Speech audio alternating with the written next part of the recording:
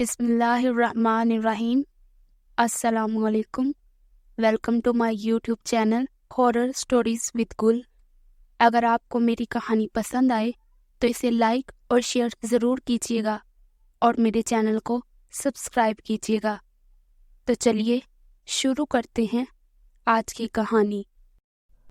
ایک رات میں اپنے کمرے میں پینٹنگ کر رہی تھی۔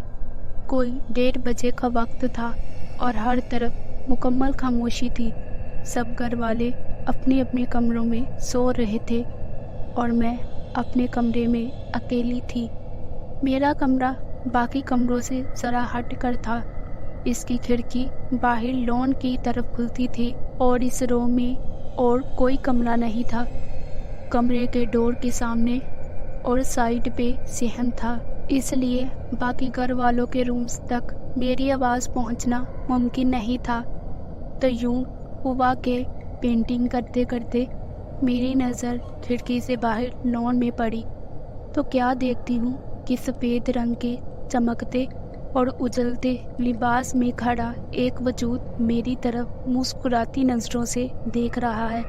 میں یکدم سے خوفزدہ ہو گئی اور پینٹنگ برش پھینک کر فوراً سے کھڑکی کی طرف بھاگی۔ جھٹ سے کھڑکی بند کی اور کھڑکی کے ساتھ کمر لگا کر کھڑی ہو گئی۔ میرا سانس پھول گیا اور جسم پسینے سے شرابور ہو گیا۔ پھر میں نے جلدی سے گلاس میں پانی ڈال کے پیا اور باقی بچا ہوا پانی کا گلاس بیڈ کی سائڈ ٹیبل پر رکھا۔ گلاس دھڑام سے زمین پر گر کر ٹوٹ گیا اور اس میں موجود پانی نے خون کی شکل اختیار کر لی۔ میں نے مڑ کر دیکھا تو بے اختیار میری چیخ نکل گئی اور میں اپنے روم کے ڈور کو کھول کر باہر نکلنے کے لیے آگے بڑھی۔ جیسے ہی میں نے ڈور کا لاک کھولنے کی کوشش کی، میرے ہاتھ پہ ایک زور کی اسٹک بجی، جیسے کوئی مجھے لاک کھولنے نہ دینا چاہتا ہو۔ میں نے ایک بار دوبارہ کوشش کی تو پھر وہی اسٹک کا وار ہوا۔ میں جلدی سے واپس مڑی اور اپنا موبائل اٹھا کے اپنی مما، پاپا، بہن، بھائی، کزنس سب کو کال کی، لیکن سب کا نمبر بند آ رہا تھا۔ میں اور بھی بوکھلا گئی کہ ایک ساتھ سب کے نمبر کیسے بند ہو سکتے ہیں۔ مجھے کچھ سمجھ نہیں آ رہا تھا۔ میں نے غصے سے موبائل بیڈ پر پھینکا۔ جب کھڑکی کی طرف دیکھا تو ایک چلتا ہوا سایہ نظر آیا۔ میں بامشکل سانس لیتے ہوئے بند کھڑکی پر پردہ کرنے کے لیے آگے بڑھی تو کھڑکی کو کسی نے دھیرے سے کھٹکھٹایا۔ میں ڈر کے ایک بار پھر چیخنے لگی تو میری چیخ جیسے گلے میں ہی اٹک گئی۔ پردہ آگے کرنے کے بعد میں بھاگ کر کمرے کے کونے میں سمٹ کر بیٹھ گئی۔ میرے دل کی دھڑکن ہر گزرتے لمحے کے ساتھ تیز ہو رہی تھی اور میرا جسم مارے خوف کے تھر تھر کانپ رہا تھا۔ میں مسلسل آیت الکرسی کا ورد کر رہی تھی، لیکن الفاظ کی ادائیگی بہت مشکل سے ہو رہی تھی۔ کبھی میری زبان میرے ہونٹوں کے نیچے آ جاتی اور کبھی دانت ایک دوسرے سے ٹکرا جاتے۔ میں کمرے کے کونے میں بے حس و حرکت بیٹھی کانپ رہی تھی کہ اچانک کمرے کا ڈور نوک ہوا اور ساتھ ہی میری مما کی آواز آئی، "ارم بیٹا، دروازہ کھولو، میں ہوں۔" پہلے تو میرے ذہن میں آیا کہ رات کے اس وقت مما کیوں میرے کمرے میں آئیں گی۔ عام طور پر کبھی ایسا نہیں ہوا تھا، لیکن خوف کا اس قدر غلبہ تھا کہ میں جلدی سے اٹھ کر دروازے کی طرف لپکی۔ جیسے ہی میں نے لاک کھولنے کے لیے ہاتھ آگے بڑھایا، دروازہ خود بخود کھل گیا اور کالے کپڑوں میں ملبوس ایک خوبصورت بڑی بڑی چمکدار آنکھوں والی عورت میرے کمرے میں داخل ہوئی۔ میں نے تھوک نکلتے ہوئے کانپتی آواز میں اس سے پوچھا، "آپ کون؟" وہ کچھ نہ بولی اور اندر آ کر بیڈ پر نیم دراز ہو گئی۔ میں اسے نظر انداز کر کے دروازے سے باہر جانے کے لیے تیزی سے مڑی تو دروازہ زوردار آواز سے بند ہو گیا۔ میرے کھولنے پر بھی نہ کھلا۔ مارے خوف کے میں لڑکھڑاتے قدموں سے 3-4 انچ ہی چل سکی اور فرش پر گر گئی۔ میرے وجود کا ایک ایک حصہ اکڑ چکا تھا اور کبھی اس قدر ڈھیلا ہو جاتا کہ جیسے مجھ میں ہڈیوں کی جگہ صرف گوشت ہی گوشت ہو۔ میرے کمرے میں لیمپ کی روشنی تھی اور مجھے ہمیشہ سے ہلکی روشنی پسند تھی۔ اچانک میرے لیمپ کی روشنی آن آف ہونے لگی اور بیڈ پر لیٹی اس عورت کے کپڑوں کا رنگ بدل کر کبھی سرخ ہو جاتا، کبھی زرد، کبھی نیلا اور کبھی سفید۔ وہ سارا منظر دیکھ کر میری ہچکی بند گئی اور میں اپنے ہاتھوں کو اپنے چہرے پر زور زور سے رگڑنے لگی کہ کاش یہ خواب ہو، لیکن اللہ تعالیٰ کا شکر ہے اس عورت نے مجھے کوئی نقصان نہیں پہنچایا اور نہ ہی مجھ سے کوئی بات کی۔ پچھلے 1 گھنٹے سے یہ سب کچھ دیکھنے کے بعد میں کافی حد تک اس منظر کی عادی ہو چکی تھی اور میرے خوف میں تھوڑی کمی واقع ہوئی تھی۔ اس کی اصل وجہ یہ تھی کہ اس پراسرار مخلوق نے فی الحال مجھے کچھ نہیں کہا تھا۔ میں فرش پر بیٹھی اپنے چہرے کو اپنے گھٹنوں سے لگائے بیٹھی تھی کہ اچانک میں نے اپنا دایاں ہاتھ قالین پر رکھا۔ جو ہی میں نے ہاتھ اٹھایا وہ خون سے تر ہو گیا، جبکہ قالین پر کوئی خون نظر نہیں آ رہا تھا۔ میں نے اپنے ہاتھ کو پھٹتی ہوئی نظروں سے دیکھا اور ایک نظر اس عورت کی طرف دوڑائی جو اب تک بیڈ پر نیم دراز پڑی تھی اور میری طرف دیکھ کر مسکرا رہی تھی۔ میں نے فوراً اس سے اپنی نظر ہٹا کر دوبارہ ہاتھ کو دیکھا تو میرے ہاتھ سے خون غائب تھا۔ اسی دوران مجھے ایک زوردار جھٹکا لگا اور اسی جھٹکے کے ساتھ ہی وہ عورت وہاں سے غائب ہو گئی۔ اب میرے جسم میں ہلنے کی سکت نہیں تھی اور نیم بے ہوشی کی کیفیت مجھ پر طاری تھی اور میرے سر میں شدید درد تھا اور آنکھیں بھی بھاری سی محسوس ہو رہی تھیں۔ میں آہستہ آہستہ گھٹنوں کے بل چلتی ہوئی بیڈ کے پاس آئی اور اپنی ادھوری پینٹنگ کو دیکھنے لگی جو بھی میں نے شروع ہی کی تھی۔ کیا دیکھتی ہوں کہ اس عورت کا چہرہ میری پینٹنگ میں چھپ چکا تھا، جیسے میں نے اس کی پینٹنگ بنائی ہو۔ میں نے وہ پینٹنگ وہیں پھینکی اور کھڑے ہو کے ڈور کی طرف جانا چاہا۔ میری پوری کوشش تھی کہ میں اس کمرے سے کسی بھی طرح نکل جاؤں اور اپنی فیملی کے پاس پہنچ جاؤں، لیکن میں اس کوشش میں کامیاب نہیں ہو پا رہی تھی۔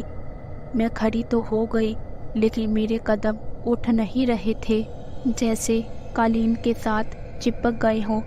میں ساتھ ہی بڑی چیئر کا سہارا لے کر اپنے قدموں کو اٹھانے کے لیے زور لگانے لگی، جیسے کوئی چپکی ہوئی چیز کو اکھاڑا جاتا ہے، لیکن مجھے کامیابی نہ ملی۔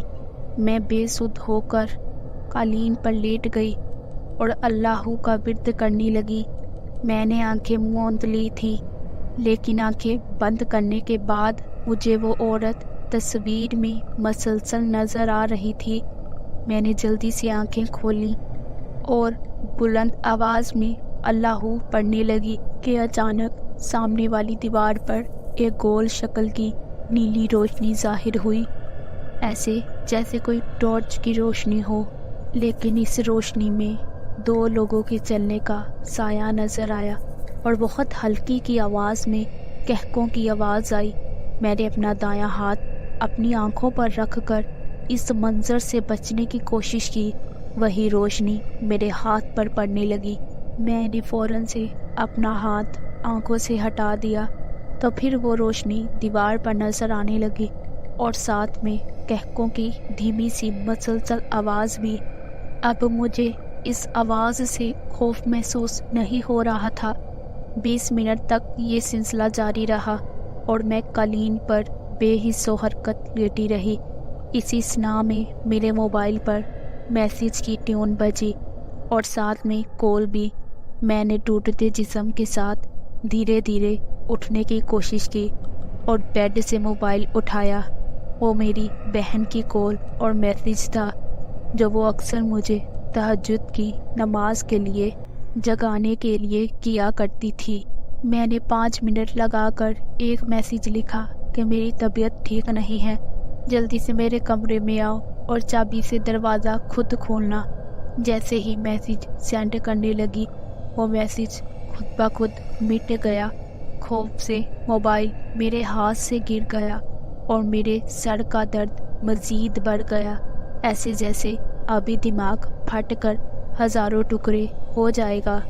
मैंने एक बार फिर मोबाइल उठाया और मुख्तसर मैसेज टाइप किया।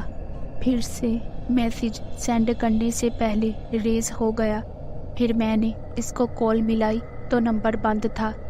मैं बहुत बेबस महसूस कर रही थी और अब जिस्म में इतनी सख्त भी नहीं थी कि उठकर दरवाजे तक जा सकूं। ज़हनी खौफ में काफ़ी कमी हुई थी, लेकिन जिस्मानी तौर पर मेरा हाल बहुत बुरा था, जैसे सदियों की थकावट जिस्म पर तारी हो। और मुझे भूख भी इतनी लग गई कि जैसे हफ्ते से मैंने कुछ नहीं खाया और होंठ प्यास से खुश्क थे। लेकिन अब मैं पानी नहीं पीना चाहती थी, क्योंकि वो पानी खून बन के ज़मीन पर गिरा था, जिसकी वजह से जग में पड़े बाकी पानी को पीने की मुझ में हिम्मत नहीं थी। मैंने टाइम देखा तो 4:17 हो चुके थे। फिर मैंने 10 मिनट तक दरूद पाक का विर्द करती रही। ठीक 10 मिनट बाद मैंने खुद को नॉर्मल महसूस किया, जैसे कुछ हुआ ही नहीं। मेरे जहन में वो सफ़ेद कपड़ों वाला वजूद आया जो खिड़की के बाहर था। मैंने जल्दी से उठकर पर्दा हटाया और खिड़की खोली, जैसे मुझे इसको देखने का तजस्सुस हो कि वो कौन था। खिड़की खोलते ही क्या देखती हूँ कि तकरीबन 6 फुट लंबे 4 एक जैसे सफ़ेद कपड़ों में मलबूस वजूद एक जगह घूम रहे थे। इनके चेहरे मुझे नज़र नहीं आ रहे थे। मैं पलक झपके इनको देखती रही और मेरे अंदर 1% भी डर नहीं था। वो चारों मुझसे बेखबर घूमने में मसरूफ़ थे। उन्होंने एक बार भी मेरी तरफ तवज्जो ना दी और मेरे देखते ही देखते वो एक एक करके नीचे बैठे और मेरी नज़रों के सामने ही गायब हो गए। इतने में फजर की अजान की आवाज़ मुझे सुनाई दी और मैं पुरसुकून होकर अपने बेड पर आकर बैठ गई। ये वाक़या मेरे जहन में गहरे नक्श छोड़ चुका था। मैं ये सोचती थी कि इन सब ने मुझे कोई नुकसान भी नहीं पहुंचाया, ना ही डराया। हाँ, मैं खुद ज़रूर डर गई, क्योंकि ऐसे वाक़यात से डर जाना इंसान की फितरत का एक हिस्सा है। अगला एक हफ्ता मैं बुखार में मुब्तला रही। दोस्तों, उम्मीद करती हूँ कि आपको आज की कहानी पसंद आई होगी। अब मिलते हैं किसी नई कहानी के साथ। तब तक के लिए अल्लाह हाफिज़।